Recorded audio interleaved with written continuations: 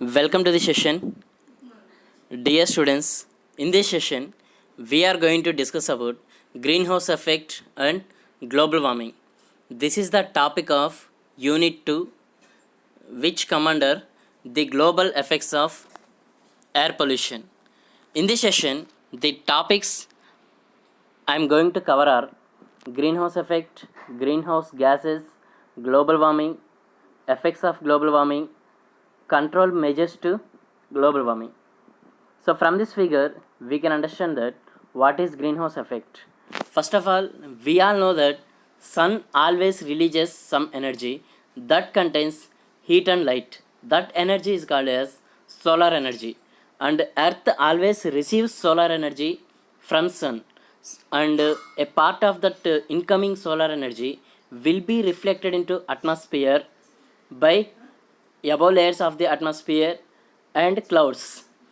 So and another part of this solar energy will be absorbed by earth's surface and re-emitted into atmosphere, and a part of that re-emitted solar energy will be absorbed by a few gaseous molecules in atmosphere near the earth's surface. So those gaseous molecules which absorbs the re-emitted solar energy will radiate in all directions.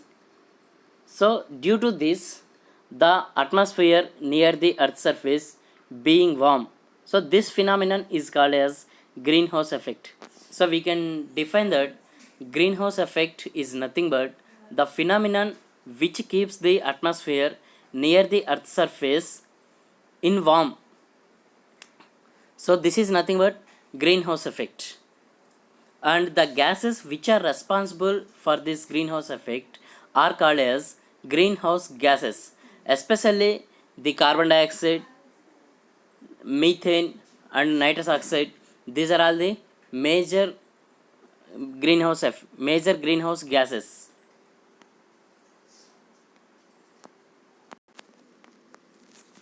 In this figure, you can see that sun releasing some energy, earth absorbing that energy, and some part of that energy will be reflected into space by atmosphere, and some part of that energy absorbed by earth and will be re-emitted that energy into atmosphere, and in atmosphere some gases are absorbing that re-emitted energy and then radiated in all directions. Due to that radiation in all direction, the atmosphere near that surface being warm. So that phenomenon is called as greenhouse effect. You can see here some of the infrared radiation passes through the atmosphere and some is absorbed and re-emitted in all molecules. The effect of this is to warm the earth's surface and the lower atmosphere. That phenomenon is called as greenhouse effect. Okay, you can see here the word greenhouse effect holds two meanings. One is the natural greenhouse effect, which keeps our earth's climate normal and comfortable. Second one is man-made greenhouse effect, which is an enhancement of natural greenhouse effect made from burning of fossil fuels and natural gas. It means the whatever the greenhouse effect is happening in atmosphere is enough for the equilibrium of atmosphere, and whatever the greenhouse effect is creating by human being, that is dangerous to the environment as well as life of human beings also. So those greenhouse effect which is caused by man-made sources is called as man-made greenhouse effect, and the reason behind this greenhouse effect is the burning of fossil fuels and natural gas. You can see here greenhouse effect is the process by which radiation from planet's atmosphere warms the planet's surface to a temperature above what it would be without this temperature.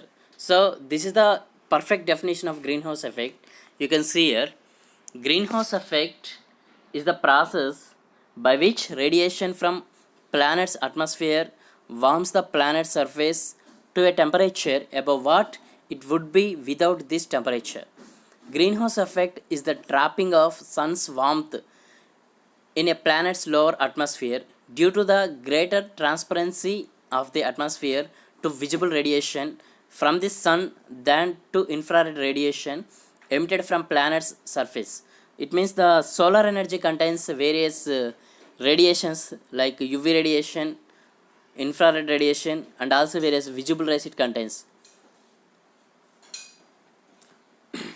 You can see here, Earth receives energy from sun in the form of UV, visible and near infrared radiation. About 26% of the incoming energy is reflected to space by atmosphere. Most of the remaining energy is absorbed at the surface of the earth and radiated into atmosphere. Few gases in atmosphere are active in radiating energy. These gases radiate energy in all directions. Part of this radiation is directed towards the Earth's surface and warming it. This phenomenon is called as greenhouse effect. Gases. So these are all the various greenhouse gases: carbon dioxide, methane, nitrous oxide, chlorofluorocarbons, and ozone. And we will see brief about each of these gases. Carbon dioxide. These sources of carbon dioxide are fossil fuel burning, deforestation, and plant burning. It means the combustion of various fuels in various industries like thermal power plants, boilers, etc. And average time of carbon dioxide in atmosphere is 50 to 120 years. It means once the carbon dioxide molecules have been emitted into atmosphere, up to 50 to 120 years they will be remain as carbon dioxide molecules in atmosphere. And approximately 18 billion tons of carbon dioxide is added to the atmosphere every year. It is rising at a rate of 0.5% per year. And the next greenhouse gas is methane. These sources of methane are coal mines, burning of coal, landfills, gas leaks from oil production, decay of organic matter, and decay of organic matter under anaerobic conditions. Average time in troposphere is 10 to 12 years. It means once the methane gas emitted into atmosphere, especially in troposphere, it will be in troposphere up to 10 to 12 years. And methane can cause greenhouse effect 23 times greater than that of carbon dioxide. Next one is nitrous oxide. It is also a gas which is responsible for greenhouse effect, and this gas will cause major quantity of greenhouse effect. You can see here, sources of nitrous oxide are fossil fuel burning, fertilizers, livestock wastes, and nylon production. The average time in troposphere is 114 to 120 years. This nitrous oxide can cause greenhouse effect 296 times greater than that of carbon dioxide. You can see here,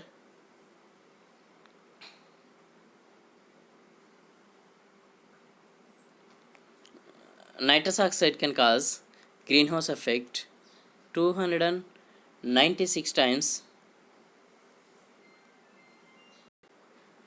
greater than that of carbon dioxide, and it is rising at a rate of 0.3% per year.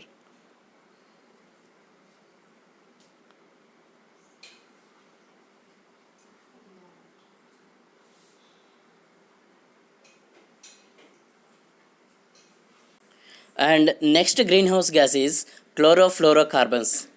These sources of chlorofluorocarbons are ACs, refrigerators, plastic foams, etc.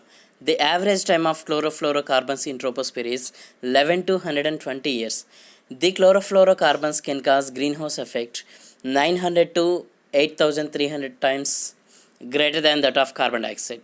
Hydrochlorofluorocarbons can be in troposphere around 9 to 390 years. They can cause greenhouse effect 700 to 2000 times greater than that of carbon dioxide.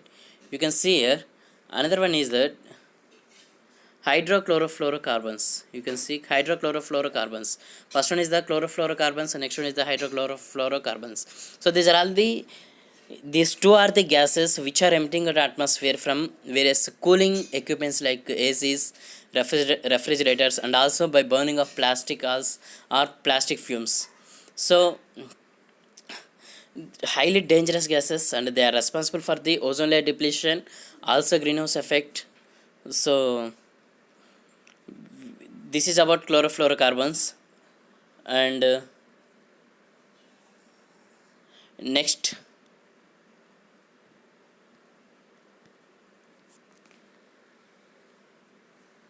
Next topic is global warming. It means whenever due to greenhouse effect the Earth's temperature and the atmospheric temperature have been increased, that phenomenon is called as global warming. You can see here the increase of atmospheric temperature near Earth's surface as a result of greenhouse effect is called as global warming. The reasons for global warming are increase in the concentration of greenhouse gases in atmosphere, rise in population and urbanization, industrialization, deforestation, burning of vegetation and other organic materials, use of inorganic fertilizers which release nitrous oxide into atmosphere. So whenever global warming have been occurs, Earth will burn like this. It means Earth's temperature will be too much high. Effects of global warming. This global warming can cause various effects on environment as well as human beings. You can see here. Global warming shows various effects on agricultural fields and decrease the yield of agriculture. Global warming changes in forest types and their behavior, and increase in frequency of forest fires and loss of wildlife. Extreme changes in climate and increased heat waves and droughts. Global warming can cause heavy rainfall in some areas and heavy droughts in some areas, and also it can cause heavy rainfall in the same area at one year and heavy drought in the same area at another year. And global warming also decreases the availability of water resources and decline the water quality. Global warming also involves in the disruption of ecosystem, loss of biodiversity, changes in species pattern and genetic disorders on large scale. Health or mental disturbances, respiratory diseases, allergies, water pollution, increase in death rate, etc. So these are all the various effects of global warming on human being. It means it can cause various health diseases, mental disturbances, and also various respiratory problems and skin allergies, and also it is responsible for water pollution and also increase in death rate, etc. And also the global warming affects nutrient cycles like carbon cycle, sulfur cycle, phosphorus cycle and nitrogen cycle in water and atmosphere. It means the organic matter in water will be in three forms. First one is the sulfurous organic matter, next one is the nitrogenous organic matter, and next one is the carbonaceous organic matter. It means the organic matter which contains sulfur, that organic matter is called as sulfurous organic matter, and the organic matter which contains nitrogen, that organic matter is called as nitrogenous organic matter, and the organic matter which contains carbon, that organic matter is called as carbonaceous organic matter. And one more is there, phosphorus. Phosphorus will be a part of organic matter. So these are, it means the decomposition of all these organic matters will involve in some cycles. Those cycles are called as sulfur cycle, carbon cycle, nitrogen cycle and phosphorus cycle. And the global warming can affect all these cycles. It means if all these cycles have been affected, automatically the life of the various species will be affected. It means, so due to this only it is affecting the biodiversity and ecosystem. So these are all the various effects of global warming and these are all the various control measures to global warming. So by applying all these techniques we can control the global warming. First one is the reduce deforestation. Reduce deforestation. Next one is planting more trees, developing a way to sustainable agriculture, sequester carbon dioxide in deep oceans. It means they what to say